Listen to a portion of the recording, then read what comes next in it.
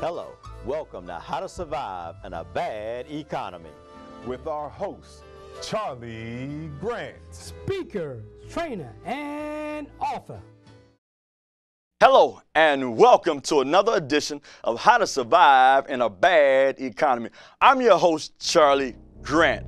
Our co-host for today's show will be Ulysses Cooper, Ferris State University. Kevin Logan, Bowie State University. And Matthew C. Horn, Coastal Carolina University.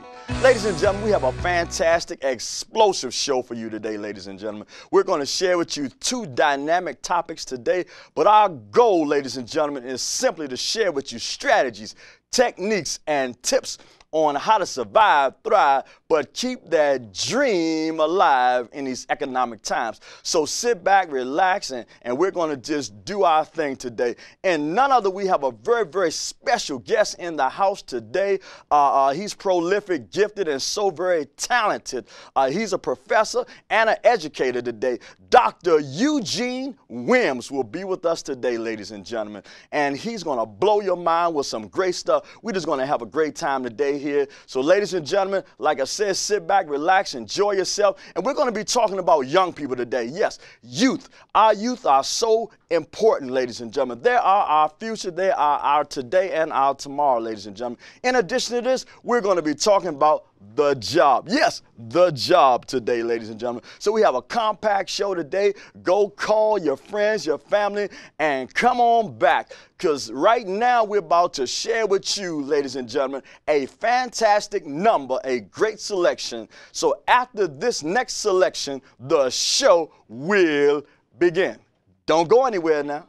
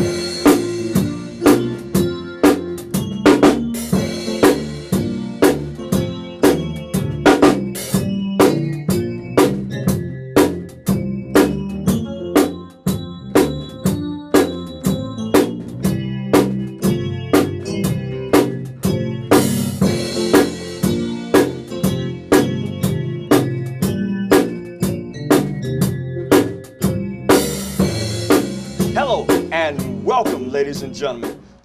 We're here with How to Survive in a Bad Economy. This show was derived from this very book, How to Survive in a Bad Economy, where we're going to share with you strategies, techniques, and tips on how to survive, thrive, but keep that dream alive. We're taking, ladies and gentlemen, the techniques and strategies from this very, very book, ladies and gentlemen, and giving it to you for free because it's all about community. Ladies and gentlemen, I want to introduce to you our co-host for today's show, ladies and gentlemen, our motivational speaker, trainer, and real estate tycoon, Ulysses Cooper. To my left, motivational speaker, trainer, and youth advocate, Kevin Logan. Motivational speaker, trainer, and author, Matthew C. Horn. Motivational speaker, trainer, and author, Charlie Grant. Let's get right down to it, gentlemen. Today we want to talk about the job. We have two parts to our show today. We're going to talk about our young people. But first, let's start about the job. Now, a job is wonderful, ladies and gentlemen. Don't get me wrong, ladies and gentlemen. The job is wonderful. But it's all about multiple streams of income. We're going to attempt to share with you today the problems sometimes that we sometimes have when we have a job. A lot of times when we have a job, we focus on that one stream of income. And ladies and gentlemen, you just can't focus on the one stream of income, because the key is sometimes one stream of income can really be financial suicide. Meaning, if you lose that job or if you lose that one stream of income, you lose the house, the car, the cable TV, the kids' lunch money, even maybe the daughter's marriage, or maybe you can't even take Pookie to the movie. So ladies and gentlemen, that one stream of income, we must focus on multiple streams of income. You must realize every year between October through January, most companies will do a budget that you and I might not be in. So you have to understand that between October through January, yes, most companies will do a budget. Also, we must realize that there should be no more 40-40 plan, meaning working 40 hours a week, 40 years of your life to retire on 40 or 50% of what wasn't enough in the first place. Folks, if you're going to retire, you need 10 times more than your yearly income. Also, we all must realize out of every 100 people, there's only 4 people after working 40 years of service who can retire comfortable, ladies and gentlemen. That's why you need multiple streams of income. We must utilize our gifts and our talents and create something, ladies and gentlemen. So let's talk about, gentlemen, why is one stream of income so critical? Kevin, how can one stream of income paralyze a family? Well, you said it earlier that one stream is tied to everything that you have. What people fail to realize is that when they go to the job, they can look at the different tasks that they do, and they can extract from that to find out other things that they're good at, even possibly stumble upon a passion so they can align their passion to a profit, and that's another way of creating a stream. Matthew, why is one stream of income dangerous for a family? One stream of income is dangerous for a family because there's a new saying going around that 30 is the new 20. And guess what? There's also a new saying, uncertainty is the new certainty. Makes sense, makes sense. Uncertainty is a new certainty. I have 5 of my close friends in my inner circle, and each and every one of them within the last 2 years has lost their job. I just had a family member who was in service to a company for 20 years. New management came in and took over. Even with high recommendations from the previous management, she had to go. Wow. This is a critical time. This is a critical hour in this economic climate where you can't afford not to explore your dreams and explore your desires and create your own life your way. Because at the end of the day, you won't fire yourself. That's right, that's right. And there's no ceilings and limitations on the vision. So go inside of yourself, fall in love with your vision, and create your best life possible. Cooper, why is having one stream of income financial suicide? Well, I'll tell you one thing. Having one stream of income is definitely suicide. You need working capital. What I would suggest for people is to use that job as working capital to feed another source of income. So start your business while you're on the job. Use that working capital to feed that other resource, and you just continue to build off there. Because after 20 years, I have a family member. After 20 years, my family member, they celebrated her 20 years, and guess what they gave her? A certificate, piece of paper. Even one of us could have bought her a piece of paper. Wow. So while you're on that job, strategize, plan, and use that working capital to feed your business. Wow, fantastic. Ladies and gentlemen, you heard it there. I hope after listening to these strategies, ladies and gentlemen, and these comments, that you're not stuck with one stream of income, ladies and gentlemen. I hope that you're not caught, ladies and gentlemen. So always think multiple streams of income, ladies and gentlemen. Also, I'd like to share with you 5 P's. Proper preparation prevents poor performance. So if you properly prepare yourself, ladies and gentlemen, you won't perform poorly. And as the gentleman stated earlier, the key is fall in love with yourself. Create something for yourself. Be that entrepreneur that you were born to be. Now, if you be that entrepreneur, I'll give you 5 more P's. The first P, you must find your purpose. The second P, find your passion. the third P, once you find your purpose and your passion, then you develop a product is your third P. From that product, you must realize it's going to be a process. That's that fourth P. And after the process, guess what? There comes profit, ladies and gentlemen. So if you take purpose, passion, product, process, and profit, and you will be successful, ladies and gentlemen. Now, let's bring in our special guest for today, ladies and gentlemen. Ladies and gentlemen, we have a terrific guest for you today, ladies and gentlemen. This guy is a professor. He's an educator. He's a motivating guy. I mean, he works with young people. He does things around the city, around the world. He's been on so many TV shows and radio shows. This guy is gifted, ladies and gentlemen. He's a national author. Yes, I said a national author. He's done books on Barack Obama, so many great things. Ladies and gentlemen, I introduce to some and I present to others all the way from Clinton, Maryland, Dr. Eugene Williams Sr. Show your love, show your love. How you doing? Nice to have you, Everybody sir. doing this? Yes. How you doing, sir? Nice to have you. Relax yourself, doctor. Let's stay a little while. Well, the doctor, Eugene Williams, finally gonna get the doctor on the show today. Doctor, you have done so many things. Every time I turn on the channel, Doc, I see you there. I look at CNN, wherever I look, Doc, I see you being interviewed. I see praises going up for the things that you're doing, not only for a lot of us, but for the young people and for so many people around the globe, Doc. You have really been blessed, Doc. So we thank you for being on this show and love you to tell us some things about yourself, Doc. Well, you know, I do all that, not for myself, but for young people. I live for young people. Wow. And what I'm doing now is very, very exciting.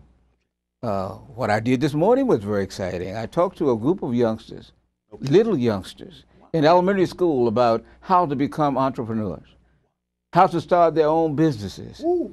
So I work with them in any way that I can. And you know, Brother Grant, that I come from an humble beginning. Okay, okay. Multiple streams of income was a thing for me. Yes. It was a thing for me. Great. And that's the reason I'm sitting here. And that's the reason you see me all over the world. Fantastic, Doc. Well, Dr. Cooper, I'd like to ask you specifically, what are you doing right now with young people? I know what you did this morning, and I know what you did yesterday, but if you can tell our audience specifically, what is it that you're working on now with them? Certainly. One of the things that I'm working on is trying to introduce them to eldership in a very, very positive way. And I'm doing it through evolutionary elders. What I'm finding is that many of our young people don't have older people in their lives. That's true. Very to true. teach them the tricks of the trade, so to speak. Right. So evolutionary elders is a newly formed concept. Okay. It's not a movement yet. It's a concept, but people are working.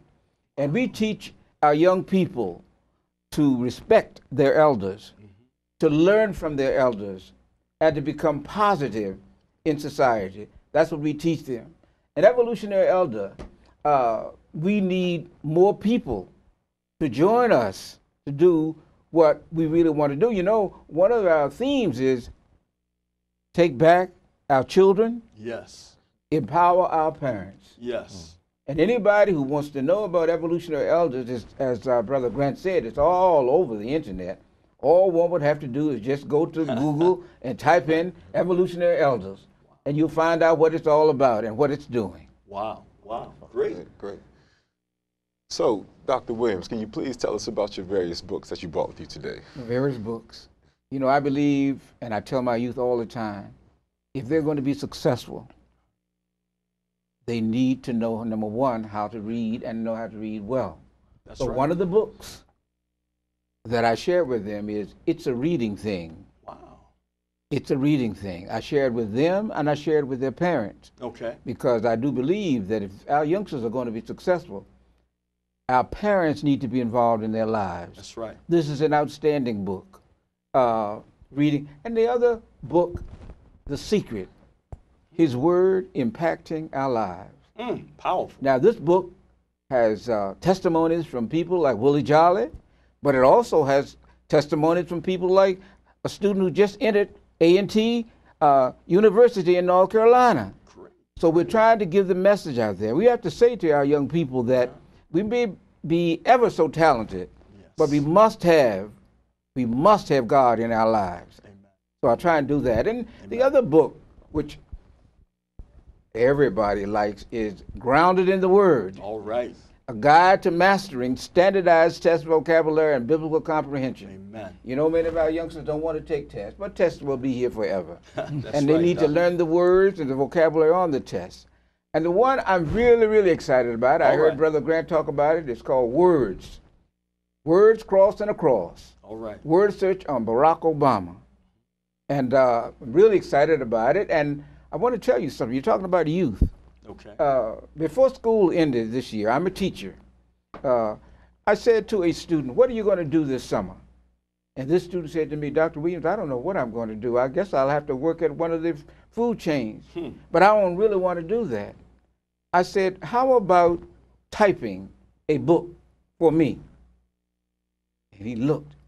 Typing a book for you? I had learned already that he had good skills, computer skills and all that.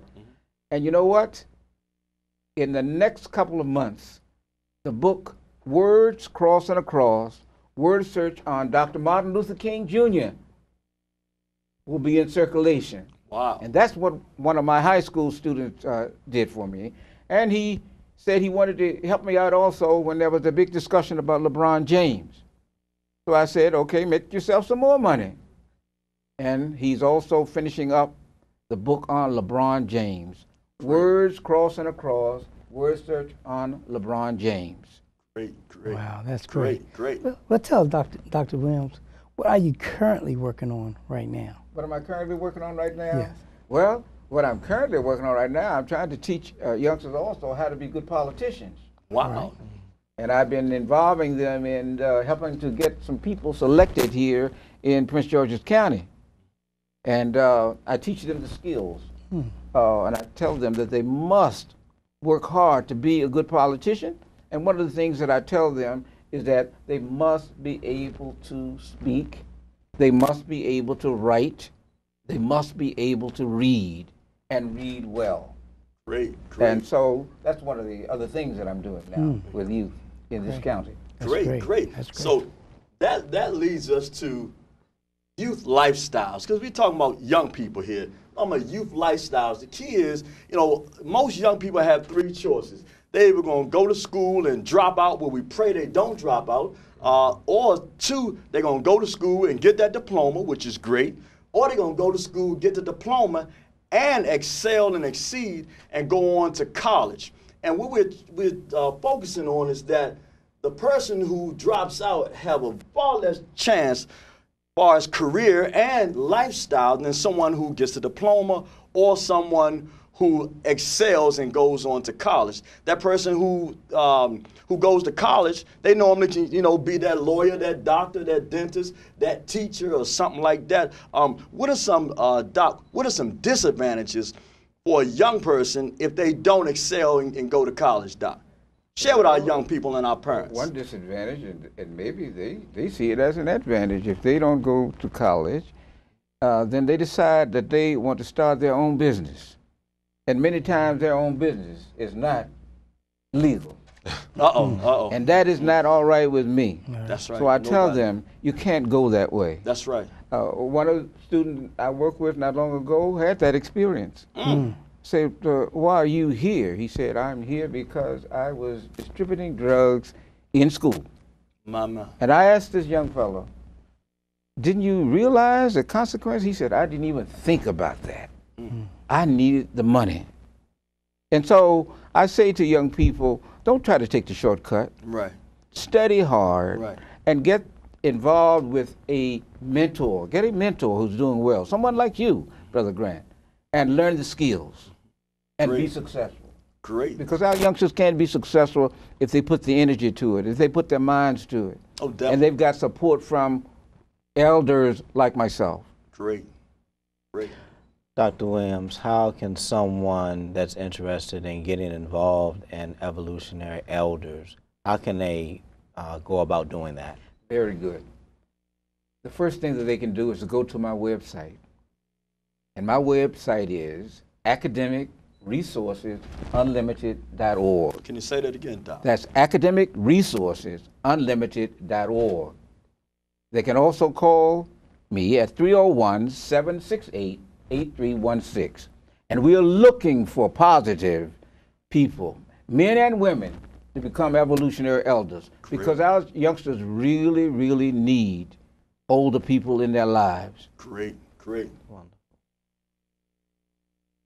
Doc. Yes.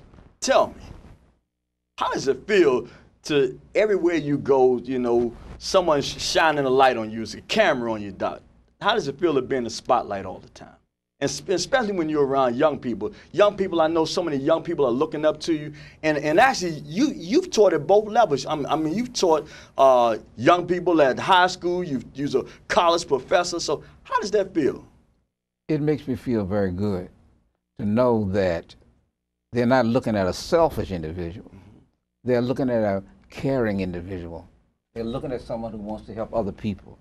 That makes me feel good. Great. Now, I'm not a rich man like you, Brother Grant. I'm not making a lot of money, but I'm doing a lot. I'm having a lot of success with these young people. Great. I'm trying to instill in them the idea that they can be successful if they work hard. And that makes me feel very good. Great, great, great. Tell us, Dr. Williams, give us a success story from one of your youths. From one of my youth. Well, you know, I have to go back to the young fellow who is typing my books for me. Right. That's a success story. When he finished the Martin Luther King book, his whole family brought the book to me. We met in the library. His father was beaming, his mother was beaming, and he even brought a friend. And of course, he was beaming because he had done something for someone that he respected. You know, I love students. I get along with my students very well, and they love me. And I can get students to do almost anything that I want them to do academically. I've never had that problem. And so, you know, that made me feel good. That made him feel good. And I'm sure that he's talking now about Dr. Williams. If you want to get help, go to Dr. Williams. Great. I get a joy out of that. Great. Okay, I do it with my own children. I do it with my grandchildren. Great, great. Well, it's always great to work with young people. And Doc, you've done some fantastic things, and you continue to do those fantastic things. Ladies and gentlemen, you've heard it right here, ladies and gentlemen, live from Doc and all of our other co-hosts.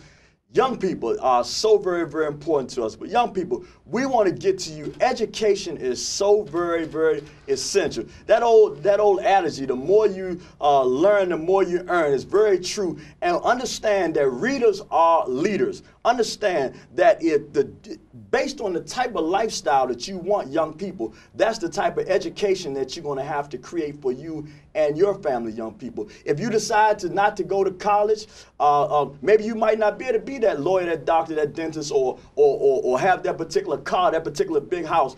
So you have to decide, young people. It's always a choice. Or if you decide that you don't want to go to college, that's still fine. There's all other kind of opportunities. But just realize the lifestyle that you will live. Life is a choice. Well, ladies and gentlemen, we are very thankful for you just allowing us to come into your living rooms today. We want to thank our very, very special guest, Dr. Eugene Williams, Sr. today for coming on the show. We want to thank our co-hosts, Ulysses Cooper, Kevin Logan, Matthew C. Horn.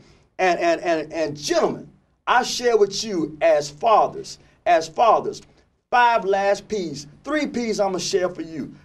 Gentlemen, be the priest in your household. Be the provider in your household, and be that protector.